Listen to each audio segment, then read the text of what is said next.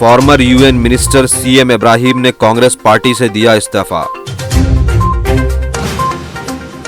JDS में शामिल होने के इम्कानात।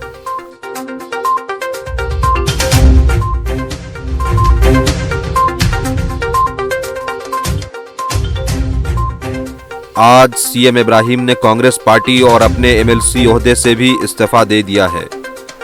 उन्होंने अपने बयान में कहा कि वो कर्नाटक को दूसरा यूपी नहीं बनने दे सकते।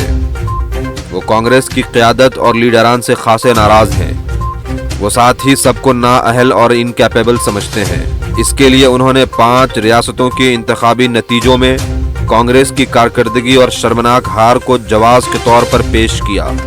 वो साथ ही दावा करते हैं कि बीजेपी और फिरकापरस्त ताकतों को हराने के लिए एक मजबूत फ्रंट बनाएंगे।